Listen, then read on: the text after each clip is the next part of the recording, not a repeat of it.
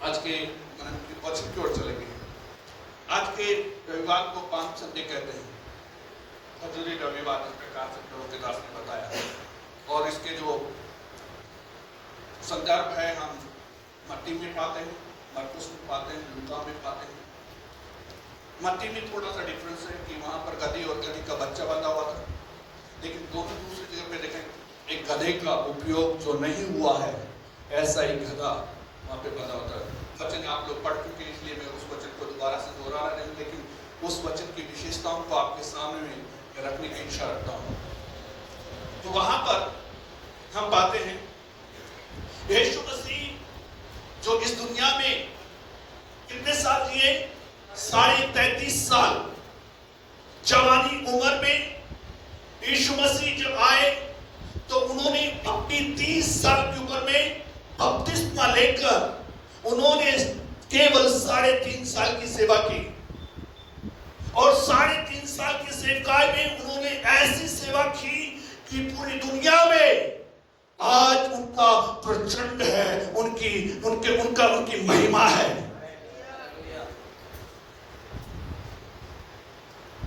ये जो संदर्भ जो हम पढ़ रहे हैं, ये यीशु मसीह के सेवकाई के आखिरी भाग, मतलब यहां से 1 हफ्ते के बाद में यीशु मसीह मानव जाति के लिए क्रूस पे बलिदान होने के लिए जा रहे हैं। कुछ लोग यीशु की मृत्यु के बारे में ठट्टे उड़ाते हैं, कुछ लोग यीशु को मजाक में लेते हैं, लेकिन मैं आपको बताना चाहता हूं मेरे प्रियो, यदि यीशु मसीह क्रूस पे नहीं चढ़ा होता तो मेरा और आपका उद्धार मुमकिन नहीं है, क्योंकि उद्धार के लिए एक बलिदान चाहिए, और वो बलिदान निर्दोष होना चाहिए। और यीशु मसीह निर्दोष मेमना, परमेश्वर का मेमना, जो सारे मानव जाति के लिए आज से अगले हफ्ते में वो क्रूस पे चढ़ाया जाना है, वो बलिदान होने जा रहा है। वहां लिखा है 2 चेलों को भेजा। यीशु मसीह, हम अभी के बारे में सोचते हैं, लेकिन यीशु मसीह भविष्य के बारे में सब कुछ जानता है।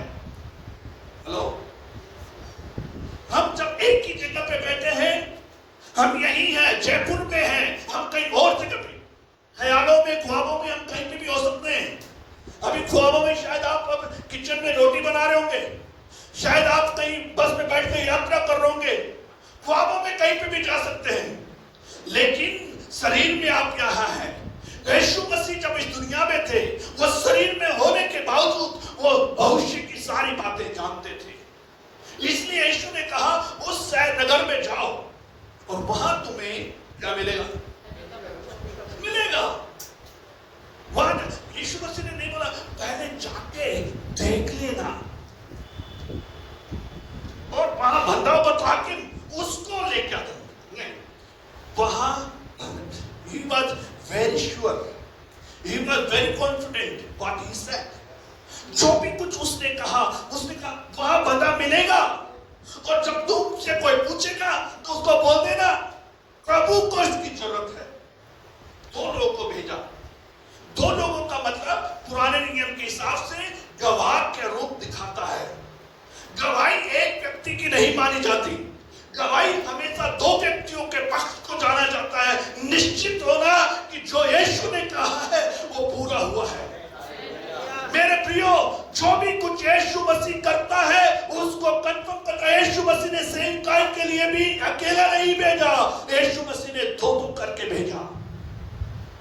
यीशु मसीह ने इस संसार में मनुष्य को बनाने के बाद उसे अकेला नहीं छोड़ा, उसे 2 करके नर और नारी करके छोड़ा, क्योंकि वो है कंप्लीटनेस।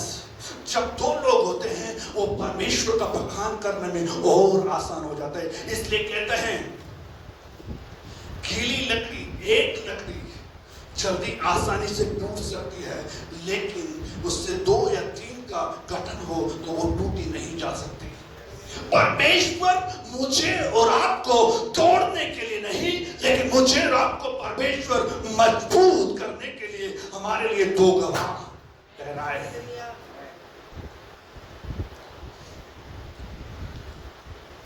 जब मत्ती उसका 16 का 19 पढ़ते हैं तो वहां यीशु मसीह कहता है पतरस से मैं तुझे क्या करता हूं, मैं तुझे स्वर्ग के राज्य की कुंजी दूंगा, और जो कुछ तू पृथ्वी पर बांधेगा वह स्वर्ग में बांधेगा, और जो कुछ तू पृथ्वी पर खोलेगा वह स्वर्ग में खोला जाएगा।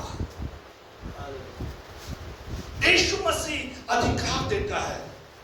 जब ये लोग वहां गए, जिन्हें खोल रहे थे, उनसे पूछा, लेकिन जब ये गए तो इसके जाने के साथ में इनके साथ में एक अधिकार था। कौन सा अधिकार? जब तुम्हें पूछे तो कहना क्या? प्रभु को, मतलब परमेश्वर का आदेश।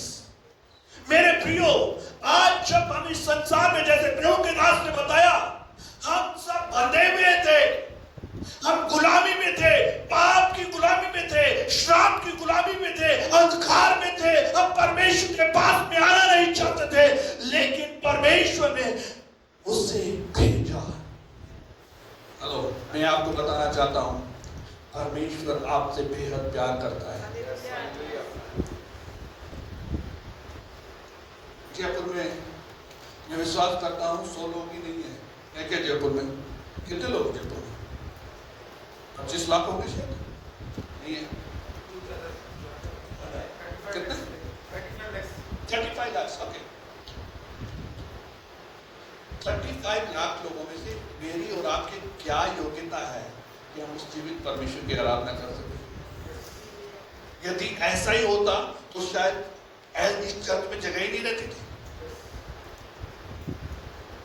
परमेश्वर ने मुझे और आपको चुना है, और वो चुनने के लिए, आप यहाँ आने के लिए ऐसा नहीं कहा आप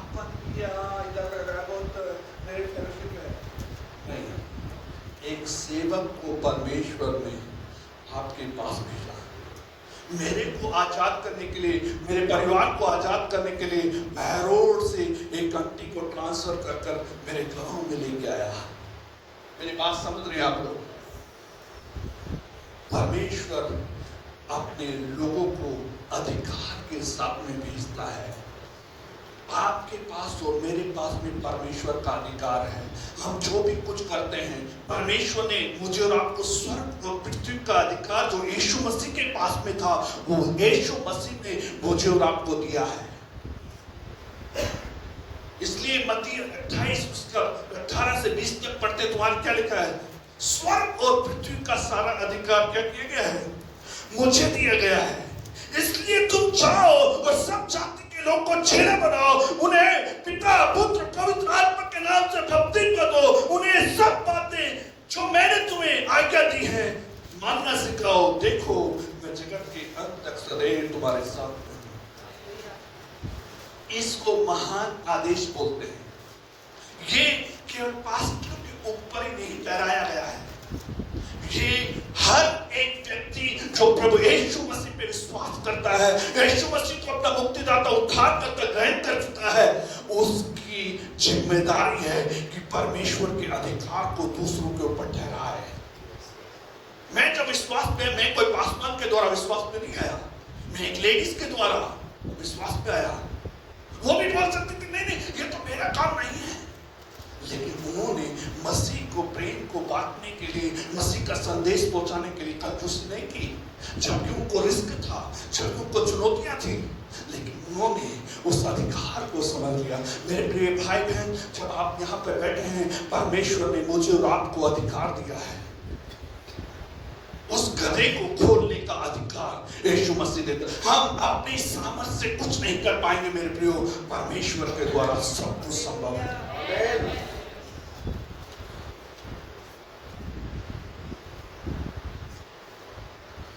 मरकुस उसका 16 का 15 से 18 में लिखा है, उसने उनसे कहा, तुम सारे जगत में जाकर सारे सृष्टि के लोगों को सुसमाचार प्रचार करो, और जो विश्वास करे और बपतिस्मा ले उसी का उद्धार होगा, परंतु जो विश्वास नहीं करे वह दोषी ठहराया जाएगा। विश्वास करने वालों के लिए चिन्ह होंगे, मेरे नाम से दुष्ट आत्माओं को निकालेंगे, नई नई भाषाएं बोलेंगे, सांपों के ऊपर सांपों को उठा लेंगे, और वे विषना से वस्तु भी पी जाए तो भी उनकी कुछ हानि ना होगी। वे बीमारों पर हाथ रखेंगे, वे चंगे हो जाएंगे। हालेलुया। ऐसी बहुत सारी बीमारियां हैं जो दवाई से ठीक नहीं हो सकती है, लेकिन यीशु मसीह से हो सकती है। यीशु मसीह ने किया है। मेरी मम्मी को पेट में दर्द था, बहुत सालों से पेट में दर्द था। वो हर दिन रोती रहती थी। उनको डॉक्टर आयुर्वेदिक जो कुछ दवाइयां थी, वो दवाई दारू के, देसी दारू के साथ में पीती थी, पत्ते कुछ मिला के। जब तक नशा रहता था तब तक ठीक है, नशा गायब, फिर से दर्द। लेकिन ऐसे एक दिन हमारे आंटी के घर पर हमारे एक पास्टर जी आए। उन्होंने 8-10 लोग वहां इकट्ठे थे। उन्होंने प्रचार किया और प्रचार करने के बाद उन्होंने बोला, यदि कोई बीमार है सामने आए। मेरी मम्मी रोती हुई वहां पे आई और उन्होंने हाथ रखा और प्रार्थना किया, यीशु के नाम से ये बीमारी जाती रहे। मेरी मम्मी रोती वहां आई, लेकिन खुशी के साथ में वहां से गई। वो बीमारी फिर से उनके पास में नहीं आई। मेरे प्रियो, बीमारों पर हाथ रखेंगे और वो चंगे हो जाएंगे। किसके पास है ये अधिकार? हमारे पास नहीं है। कई बार हम बहुत सारा, मेरे क्या बोलते हैं, एटीएम में बहुत सारा पैसा है, बहुत पैसा है, लेकिन जितना भिखारी का जैसा यूज नहीं करता, क्या फायदा उसका? मेरी बात समझ रहे हैं? कई बार परमेश्वर ने हमें इतने बड़े बड़े अधिकार हमें दिया है। सांपों को उठा ले, विष पी ले, बीमारों पे हाथ रख के दुष्ट आत्माओं को डांटे, इतने बड़े बड़े अधिकार परमेश्वर ने मुझे और आपको दिया, और हम डरे डरे घूमते रहते हैं। हम कभी अपने अधिकार को इस्तेमाल ही नहीं किया। जब आप इस्तेमाल ही नहीं करेंगे तो आपका विश्वास कैसे बढ़ेगा? कैसे बढ़ेगा? विश्वास बढ़ना है तो इस्तेमाल करना पड़ेगा। जितना ज्यादा आप एक्सरसाइज करेंगे उतना ज्यादा आपका विश्वास बढ़ेगा। मैंने अपने जीवन में परमेश्वर के ऐसे ऐसे कामों को देखा हूं कि इसका बखान मैं करते करते थक जाऊं तो भी शायद मैं पूरा ना कर सकूं, क्योंकि परमेश्वर जो है हमें आशीष दिया है, हमें अधिकार दिया है। मेरी ये प्रार्थना है मेरे प्रिय भाई बहन, जब आज आप इस कलीसिया को छोड़कर, जब आप यहाँ की आराधना के बाद में बाहर जाते हैं, परमेश्वर आपको इस्तेमाल करे और आप अपने जो अधिकार परमेश्वर ने दिए हैं उन अधिकारों को इस्तेमाल करें। आपके अधिकार जब यहाँ पर बोलोगे तो स्वर्ग में हो जाएगा। You are not ordinary person. थोड़ा सा मुस्कुरा दीजिए, मैं अच्छी बात बोल रहा हूं, आपके लिए बोल रहा हूं। आप ऑर्डिनरी नहीं है। हो सकता है शायद आपके पास में आज यहाँ आराधना में है, वापस जाने का किराया नहीं हो, कोई बात नहीं। क्या हो सकता है शायद आपके पास में अच्छा घर नहीं होगा, कोई बात नहीं। लेकिन मैं आपको बता, आप ऑर्डिनरी नहीं। ये घर छोटी बात है परमेश्वर के लिए, ये पैसा बहुत छोटी बात है परमेश्वर के लिए। इस्राएली लोग जब मरुभूमि में निकले थे मिस्र से, कितने लोग थे वो लोग? हेलो, लगभग नो सर, छोटी सोच सोचते हैं। नो, वहां लिखा है 6 लाख मैन, आदमी 6 लाख, औरतें 6 लाख, 12 लाख। हम तो हमारे दो नहीं, वहां पे लगभग 20 लाख लोग थे। और बाइबल कहती है ना तो उनके कभी कपड़े पुराने हुए, ना उनकी चप्पल घसे। कितने साल? 40 साल। अभी आप जब यहाँ बैठे, आप अपनी सोच को थोड़ा सोच करके, आप वो 20 लाख लोगों से ज्यादा हैं या कम हैं? हेलो, हाँ, कुछ लोग को चर्च में आने के बाद बहुत अच्छी नींद आती है। हेलो, कोई नहीं सो रहा है, मेरे को देखो, वो बोलने का स्टाइल है जगाने का। मैं एक टीचर हूँ, बाइबल टीचर हूँ, तो मेरा प्रेजेंटेशन अलग है और मेरा बोलने का तरीका, मैं सीधा सीधा बात करता हूँ। बुरा लगता है तो लग नहीं तो, क्योंकि शायद मेरे को दोबारा मौका ही ना मिले। मैं एक बार एक चर्च में प्रचार कर रहा था, एक आदमी अमेरिका से आया और वो इतनी अच्छी गवाही बोला कि मैं 6 बार मर गया था, प्रभु ने मुझे चंगा कर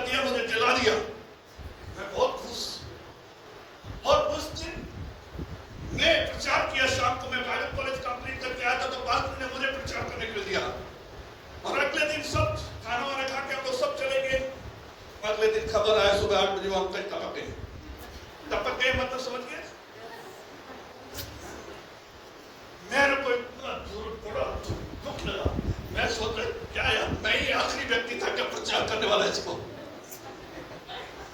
क्या जाने मैंने क्या प्रचार किया, क्या जाने इसको समझ में आया कि नहीं आया, क्या जाने ये शायद जो समाचार था इसको स्वर्ग में ले जाने वाला था कि नहीं। उस दिन के बाद में मैंने ठान लिया, चाहे एक दिन मिले या एक घंटा मिले, एक मिनट मिले, मुझे जो देना है तो देना है। शायद आप ना रहे, शायद मैं ना रहूं, कई बार शायद आपके पासवान जो विषय पे मैं बात करता हूं शायद वो पासवान बात न कर पाए, क्योंकि वो बात करेंगे तो शायद आप उनको दबा ना रहे, उनको तो ये जरूरत है इसलिए ऐसा नहीं। पास्टर भिखारी नहीं है। ध्यान दीजिए, कई बार हमारा सोच ऐसा हो जाता है, हम लोग परमेश्वर, उस परमेश्वर की सेवा करते हैं, ये हमारा सौभाग्य है कि हम आपकी सेवा कर रहे हैं, परमेश्वर की सेवा कर रहे हैं। मैं कहीं पर भी जॉब कर सकता हूँ, अभी तो अंग्रेजी आती है, कम से कम 40,000 तो मिल ही जाता, नहीं मिल जाता क्या? कितना भी घटिया नहीं हुआ भैया, लेकिन मैंने उस 40,000 को छोड़कर जीवित परमेश्वर की सेवा करने को उत्तम समझा। आपके जो पासवान हैं ये परमेश्वर के दौर से अभिषिक्त हैं, आशीषित हैं। छोटे में हल्के में कभी भी ना लें। हमको ना तो आपका पैसों से रुचि है, ना आपके घर से रुचि है, ना आपकी गाड़ी से रुचि है, हमको केवल रुचि है तो आपसे रुचि है। आप बच गए, आपका परिवार बच गया, इससे बड़ा खुशी कुछ नहीं है। जब स्वर्ग में जाएंगे ना, 3 चमत्कार होंगे, 3 अद्भुत कार्य होंगे। पहला, जिस व्यक्ति के बारे में आप सोचते हैं कि यह व्यक्ति कभी स्वर्ग नहीं जा सकता, शायद वो व्यक्ति पहला व्यक्ति होगा, वेलकम भैया जी, वेलकम भैया जी। आप तो सोचे थे, क्या सोचे थे, ये आएगा नहीं, ये इसको तो हेलो, इंसान को बचने के लिए एक सेकंड चाहिए, एक मीटिंग चाहिए, एक मीटिंग चाहिए। जीवन, हम भी ऐसे ही कठोर थे, हम भी ऐसे ही कठोर थे कि हम परमेश्वर के पास में कभी आना नहीं चाहते थे। मैं एक आंटी को मैं जानता हूं, उनको हमारे पास लगभग 11 साल से समाचार सुनाया और 11 साल के बाद में माथा पकड़ लिया और बोलते हैं, यदि मैं 11 साल इस दीवार को बोलता यीशु मसीह प्रभु है, यीशु मसीह प्रभु है, बपतिस्मा लो, ये दीवार मुझे चिल्ला के कहती मुझे बपतिस्मा दे दो। लेकिन 11 साल के बाद में वो बदली तो ऐसी बदली कि वो प्रभु की दीवानी हो गई। मैं क्या कहना चाह रहा हूँ, जिसको आप सोचते हैं वो वहां नहीं होगा, वो व्यक्ति शायद पहला व्यक्ति होगा। दूसरा, जिसके बारे में आप सोचते हैं कि यह व्यक्ति तो चाहे मैं जाऊं या ना जाऊं, यह व्यक्ति तो जरूर स्वर्ग जाएगा, उस दिन आप पूरा स्वर्ग ढूंढ लेंगे, शायद उस व्यक्ति को ना पाए। मेरे साथ में बहुत सारे लोग यात्रा किए, विश्वास की यात्रा, लेकिन आज वो लोग प्रभु के नहीं। क्या बोले सर? कोई नहीं हो, बहुत सारे लोग नहीं। आपके साथ में भी जब आप विश्वास में, आपके साथ शायद बहुत सारे लोग प्रभु में आए, लेकिन आज वो आपके साथ में नहीं है। जब वो यहाँ नहीं है तो वहां कहां से मिलेंगे?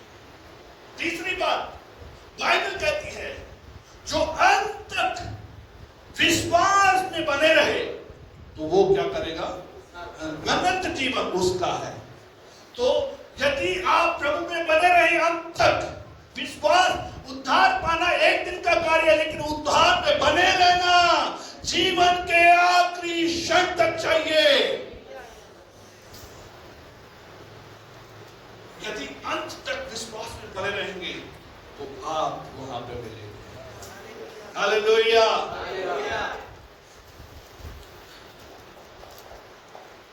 मैं चाहता हूं 10 बच्चे सामने आ जाएं, 10 बच्चे, क्या?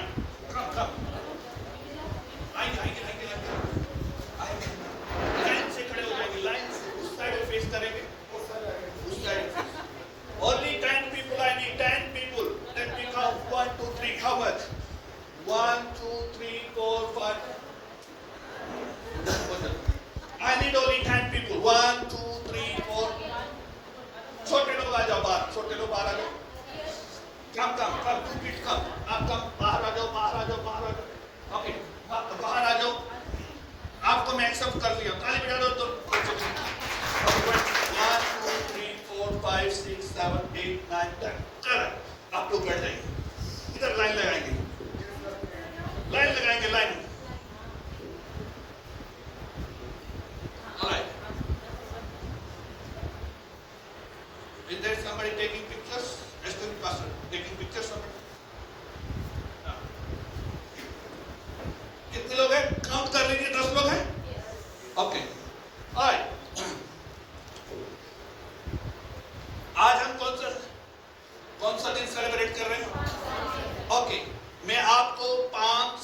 का स्पेलिंग के साथ में मीनिंग बताना चाहता था। बता सकते हैं?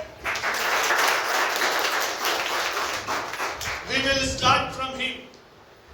P. Okay? Then next, हाथ उठा देना, next बोलते जाऊंगा तो A, हाथ उठाइए। P, हाथ उठाइए। P, P, yes. A, हाथ उठाइए। L, हाथ उठाइए। M, okay, gap, थोड़ा सा gap दे दो। Gap. All right? Okay. Now, S, correct. U, correct. D, N, D, A, and Y. Okay? मैं चाहता था एक प्ले कार्ड बनाकर लाने के लिए, लेकिन मैं लेके नहीं आ पाया, लेकिन आप लोगों को समझ में आएगा उदाहरण? Okay. Put your hands up. ना मैं P बोलूंगा तो हाथ नीचे करेंगे, okay? P का मतलब है public gathering to receive Jesus. Yeshu Masih को ग्रहण करने के लिए इकट्ठा हुआ।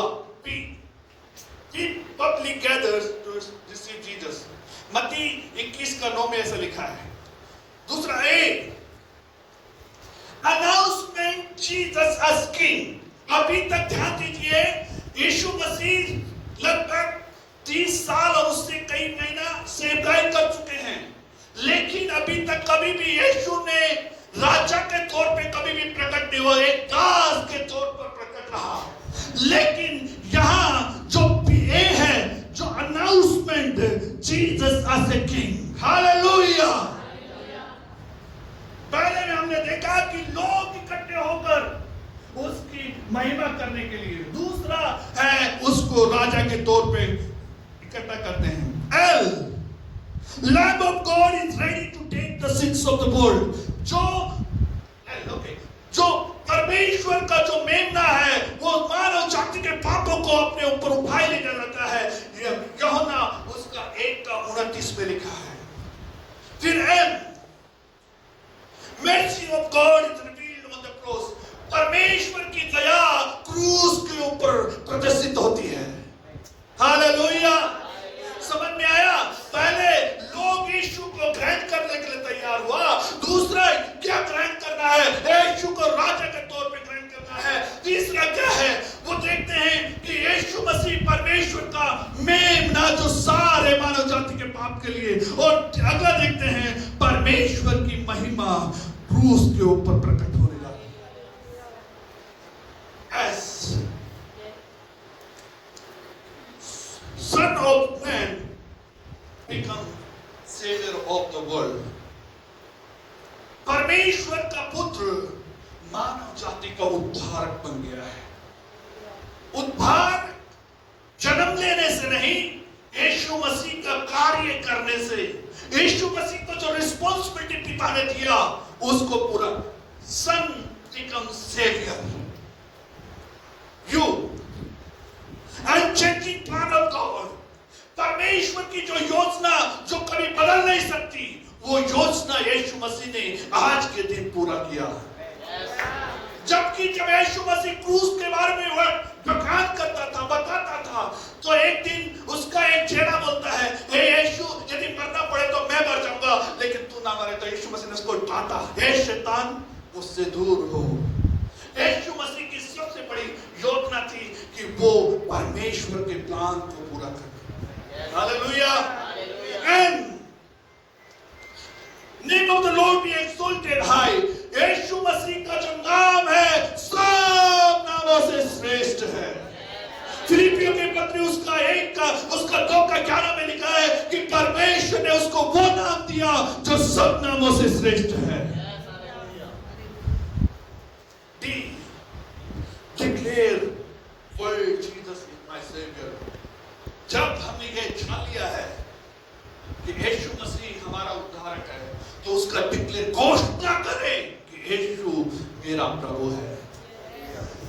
हर चीज में इस बात को बखान करना चाहिए कि यीशु मेरा प्रभु है। A, ask Jesus to be your king। यीशु मसीह से कहें, प्रभु तू मेरा राजा बन जा। वो इस्राएलियों का राजा तो था, लेकिन साथ ही साथ वो पूरे मानव जाति का, लेकिन मानव जाति का होने के बाद भी वो आप में रुचि रखता। जब यीशु मसीह ने चेलों के साथ में क्या कहा, जब चेले लोग यीशु से पूछा वे लोग मेरे बारे में क्या बोलते हैं, तो बोलते हैं कोई भविष्यवक्ता बोलता है, कोई ये बोलता है यीशु तू मेरे बारे में क्या बोलते हैं। पतरस बोलता है तू मेरा मसीहा है, जीवित परमेश्वर का पुत्र मसीहा है। वैसे ही मेरे प्रियो, जब हम यहाँ कहते हैं तो आपको और मुझे क्या कहना होगा, यीशु तू मेरा राजा बन जा। और why you alone special to you, आप अकेले ही परमेश्वर के लिए महत्वपूर्ण है। पूरी दुनिया में यदि और कोई नहीं होता, हम में से जितने भी लोग यहाँ हैं, और आप अकेले होते तो भी यीशु मसीह आपके लिए क्रूस पे मरता, मारा जाता, गाड़ा जाता और तीसरे दिन जी उठता, क्योंकि वो परमेश्वर का प्रेम आपके लिए है। मेरे प्रियो, ऐसा मत सोचो यीशु मसीह संसार के लिए मरा, वो सही बात है, लेकिन संसार से बढ़कर आप इंपोर्टेंट हैं। बाइबल कहते हैं एक व्यक्ति पूरे संसार को जीत ले और अपनी ही आत्मा में हानि उठाए तो उसका क्या लाभ। मतलब एक इंसान का वैल्यू परमेश्वर के सामने पूरे संसार से बढ़कर है। आप परमेश्वर के लिए महत्वपूर्ण है। परमेश्वर के लिए ताली बजाकर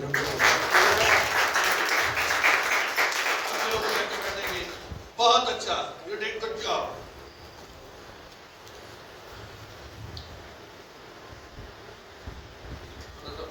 करना है, लेकिन मुझे सिखाया गया है यदि दोबारा प्रचार करना है तो थोड़ा प्रचार करना है। इसलिए आज मैं मेरा अगले प्रचार के लिए मैं यही छोड़कर आप लोग के साथ विदा लेता हूं। परमेश्वर आप सबको बहुत बहुत आशीष दे।